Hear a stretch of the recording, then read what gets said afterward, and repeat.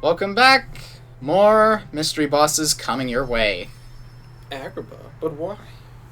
There's What's up with that mystery platinum orange? There's a secret boss here. Secret.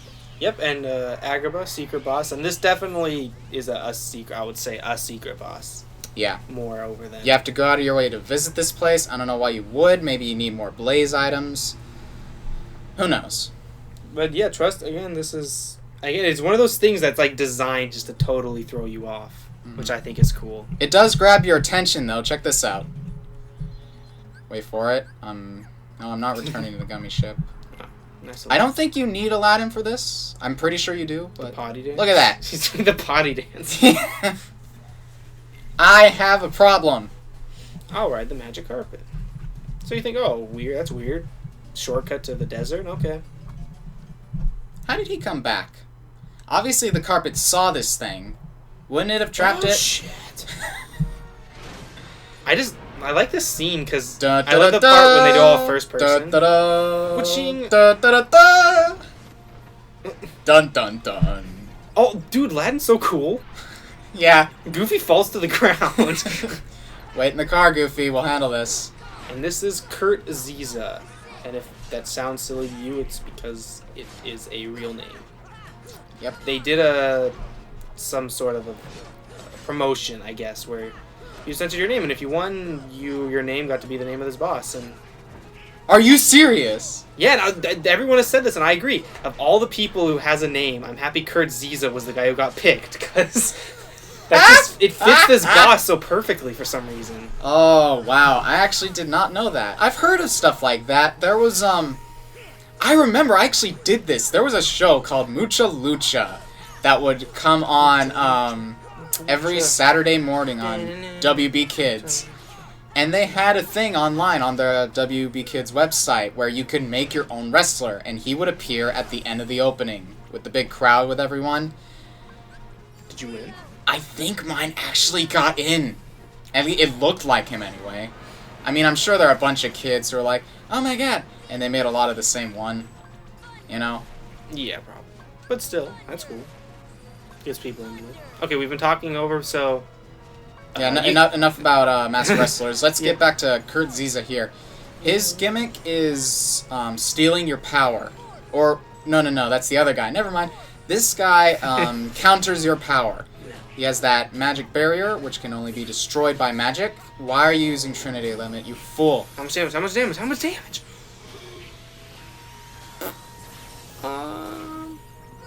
Not the best chunk to you waste all your magic for, but... Jesus Christ, he's almost dead. I remember when I first went through this game, this was like my greatest achievement, was getting through this boss. Oh, yeah. You mentioned how this fight was ending very, very quickly. The reason for that is I leveled up quite a bit off screen. A bit too much for this guy, so apologies for those who disagree with me and my decision with this fight. I'm gonna let this guy off the hook for a little bit so I can show off the rest of his attacks, because it is very, very cool what he does. And he just doesn't do it. I could have killed him, but I just decided to, let another cycle go through, because I could have easily killed him here. No, that's good. Yeah, this guy has cool attacks. Why does he have that weird pearl in his mouth? I don't know. And why is that the weak point? I don't know. I don't understand. Nothing makes sense. But if you were, sorry, I always lose my words when I get these, because I'm trying to make a good point. If you noticed, when he has like the balls in his hand, Sora's magic was locked out. Yeah. You have to attack it physically. Yes, and in this form, you'll notice that this berry, he's using magic on this berry. Gravaga Rex shit. But not because it's easier to hit, it's because hitting him with your Keyblade will just drop magic balls. Yes, which is the failsafe. You can't get stuck if you run out of ethers and elixirs and whatnot. Yeah. If you hit it enough times and gather enough magic balls, you can go in for another attack. Very tedious. Stock up on your ethers/elixirs. Yeah. And a tip, which I think we can both agree on, if you are having trouble with this fight, maybe you're just lower leveled, or you could just have trouble, hey, we're done. If you still have trouble, who cares? Mm-hmm. It's some people have different games. But Tinkerbell. Exactly. In fact, every boss you have trouble with, Tinkerbell. Yes, precisely. Except for the Platinum Match boss, because you are alone for that fight for some reason. And here we go. This is the insta-kill move, unless you had second chance. Nice dodge. Yeah, I think I was letting him hit me before. But I can't tell you for sure because it's been a long time since I recorded this. Well, that's an interesting dodge, because there are very few attacks that you jump over in this game. That's very true. Yeah. And if you time it perfectly, you can actually dodge roll through it for some weird reason. You know, invincibility frames and all that. Yep. But he's got the right idea. Jump over it if you want to be safe. Yeah. Of course, when he goes vertical, that's when you got to dodge roll. This is probably one of my favorite bosses in this game now that I look back. It's very energetic. It keeps you on your toes. It's got a lot of new ideas that no other bosses had. At least I don't think. Yeah, like, and there's even remotely. I agree. I really enjoyed this boss fight. Yeah, and there's not much that I roll my eyes about for this fight that I go, oh, that's just unfair. Oh, dude! You know what I just realized? What? Yeah, 6 arms? Well, yeah, but beyond that, it's some... I won't spoil too much, but since Days is a movie version in this collection, we won't be showing off any of the boss fights. One of the final boss fights is a dude with 6 arms. Oh, yeah, That's got to be a reference to Kurt Ziza here. I think it is, yeah. I never put that together. That's pretty awesome. Well, if you think... Well, I guess that just... Well, I'm just going to make this as vague as possible, but I guess that means that this fight is canon. Is all that's saying. You get what I'm saying. Good point. That's very cool, actually. Good on you, Square Enix. You have some good ideas. Yeah. Don't let other people bring it down. We like you. I like this ending thing without running one. Yeah, yeah. This is pretty cool. And this bit here. It's like he was trying to kill you. Yeah, upon his it death. was designed to kill you. He's robotic too. I'll be back. Well, again, most of the Heartless you see that are either a bit mechanical or at the very least themed based off the world, like, the bandits. They're clearly, based off Arabian. They try to fit in with that aesthetic. And a lot of mechanical-ish Heartless that have a lot of those kind of elements, like, you could, I don't know if people could hear it, but there was a lot of tinking and clanging and gears grinding whenever that thing moved around. Again, it just all takes back to the artificial Heartless thing. Yeah, and I think you actually were talking to me off-screen about this, or off-camera about this, but you're right, it reiterates that they are artificial Heartless. Mm-hmm. They are creatures of instinct. If you... they still are that, but they are artificial. You wouldn't know it at the time. I have mixed feelings about this because that's one of those things you kind of have to be a critical thinker about, and that's not exactly the target audience. What, younger kids? Well, yeah, just Disney fans in general. What are you saying? Children aren't critical thinkers. I'm just saying... That's why they go to school. Stuff like that is not as obvious as Square Enix would like. At least I think so. Maybe it was just kind of subtle Easter eggs. But really,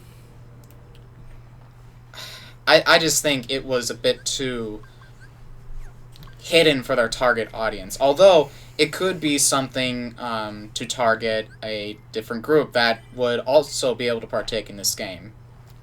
Yeah, people like us who do analyze the game like that. Because we have nothing better to do. Analyze a children's game. Yeah. Although, I'd like to see... a 9-year-old beat Kurt Ziza. Us. Were we 9 at the time? Well, I was 7 when I first bought it, so maybe. But did you beat Kurt Ziza when you were 7? No, it took me a year to get to Agrabah. You were way better at games than me when you were younger. Now really? I've kind of caught up a little bit. Nah. Really, I've always thought that when I've made more friends, because I'm a nerd, I don't have that many friends, and analyzing their gaming skills, Then they say it about me, and I'll say about you. So, oh wait, before I bring, okay. Anyway, we're good at games. Is the point I was trying to make. We have a talent, I guess. But this is a redesign. He was originally all black. I love this redesign is like 100% yes for me. I agree. This is definitely one of the better changes they made. I will. I don't know if you heard me. I went boop because the cutscene was not edited the best because he does. It's not totally obvious, but he does just kind of poof into existence. There's no fade in. He's just kind of there after a couple frames. Oh, in this scene. Yeah. Oh yeah. I found it amusing. And it's very prominent in this version of the game. I think it's because he's partly white as well that you would notice it more. Yeah. I've always found it kind of creepy, though. How Sora's just kind of gliding and then boom, creepy dude. That being said, the design is the only good thing about this boss. Yeah, again, I said this off camera, but now that I'm on camera, I'll reiterate. This is a boss... which you're probably seeing it right now, the gimmick. His orb in the middle changes colors. You need to use the appropriate magic. And once you figure that out, and Val, you can explain why you're stopping the clock.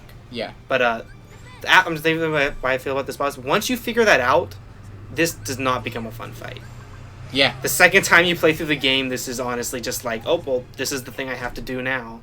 Because it's just boring. And it takes forever! Yes. And you can very easily run out of items or run out of magic. Mm-hmm. Stock up. Make sure that every party member has some items and have their settings. I think I brought this up before, but customizing, you can make shortcuts for Sora's spells, and you can set how your party members behave. Like they'll be a bit more frugal with items with a certain setting, or Donald will only use like heal or cure, when you're low on health and not like, oh no, you got hit. Here's a band-aid.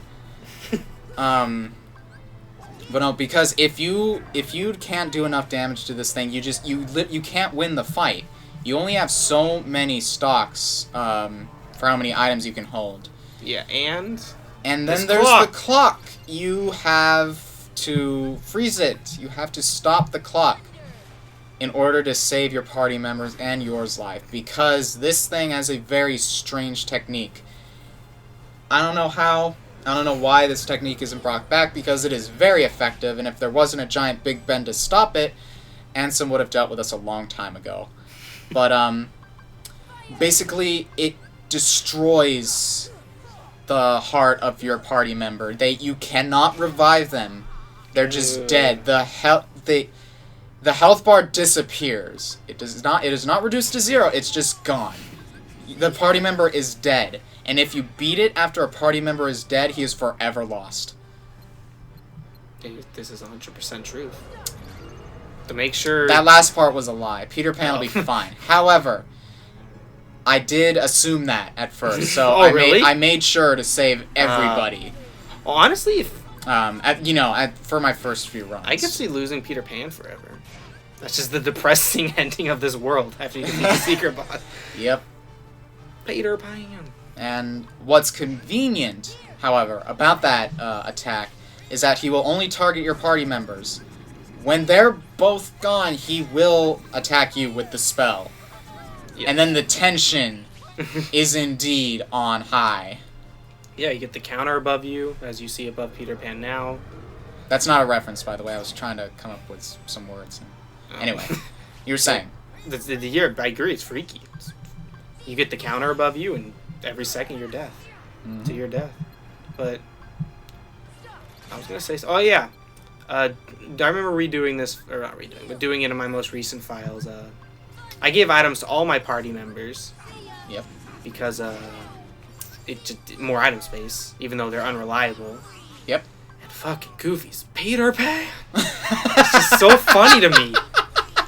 Peter Pan! Yeah, when he calls him Peter Pan! Yeah, you did it perfectly. That's exactly what he says. I don't know if he says it during this fight.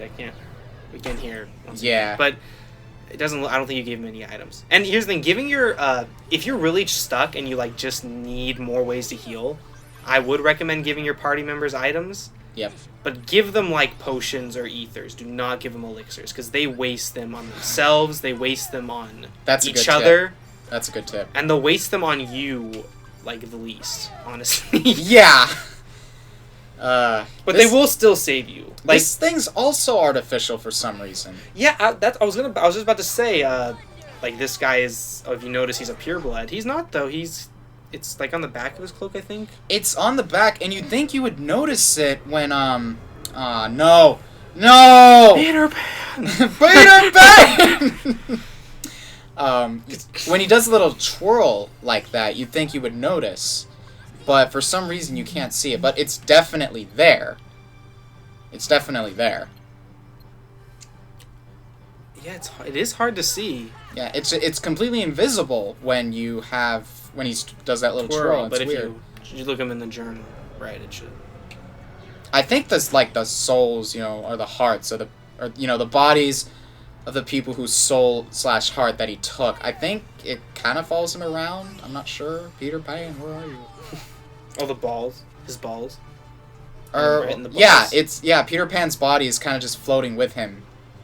Oh, yeah, you're right. It floats with him. Mm-hmm. That's creepy. This is a creepy fight. Yeah, it's very, very disturbing. I like the theme, though. Mm-hmm. It's fighting in the thing of London. London. We're in London. And, fun fact, during a section of the Haunted Mansion ride, if you look to the right in this, the cemetery. Tomb, there's a tomb with a phantom in it. Yep. And whether or not it's the phantom, I don't know. But I like to believe it is. I just brought it up because it is a phantom. Yeah. And it is quite creepy. Yeah, I was going to say, Haunted Mansion, it's supposed to be creepy, but it's also Disneyland, so there's a lot of fun to be had. But oh, yes. That's definitely a hidden spook. A hidden spookum. It's like the stupidest thing you could call it. Probably. The hidden spook. The hidden spookum. Where did you get that term? Or did you just make it up? Spookum? Yeah. No, I hear it. People say it on TV. I just think it's a funny word. A spookum. A spookum. That's hilarious. I don't know. Yes, one last tip before this fight ends. Defeat the Ice Titan first. In this version of the game, or the Final Mix version rather, they have more rewards. Defeating the Ice Titan gives you Diamond Dust, which is the Keyblade I have equipped now, and it ups your magic by 3.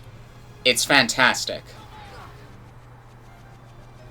It gives you the largest magic boost than any other Keyblade in the game. Even Ultima Weapon. Yeah, that's something to say. I teched that. I should have gotten points. A lot of Tech boost, that's better. We have some time. I was saying, but speaking of that, yes, this Keyblade, or if you don't have it, Lady Luck, if you happen to find that, or a Keyblade that gives you 2 MP. Any MP is good to choose because magic is most important, not strength. Yeah. But just a nice little thing is that in every game after this, there's the crest. Ultima Weapon. Oh yeah, there. You're right. It's just freaking invisible during the fight. Man, I like the way he dies. It's a pretty cool death animation. I like that guy's style of dying. But in every game after, like strictly in Vanilla Kingdom Hearts 1, is Ultima Weapon the ultimate weapon. Yes. And then every game just had a weapon that had one stat different. And in this game, Final Mix, they added Diamond Dust, which gives you 3 MP, which no other Keyblade does. No, not even equipment can do. It just gives you 3 MP. Yep. Now, check this shit out. I'm looking for it. Oh, at this point, I'm showing off London, just how big a map it is. Look at this freaking flag. I don't know, I'm not sure if you'll be able to tell, but I'm going to try to get a close-up. I see it. Is Riku on it? No, Riku is not. That was in the original trailer, where he's just on top of Big Ben. Like the baddest... Okay, what... I'm kind of disappointed because it's really not visible, but it's just a couple frames. It is not a smooth flying flag at all. It's just a couple frames. Oh, it looks very, very dumb. And I'm not sure why they even put it in the game. That being said, please join us in the next part for the last secret boss. See you then.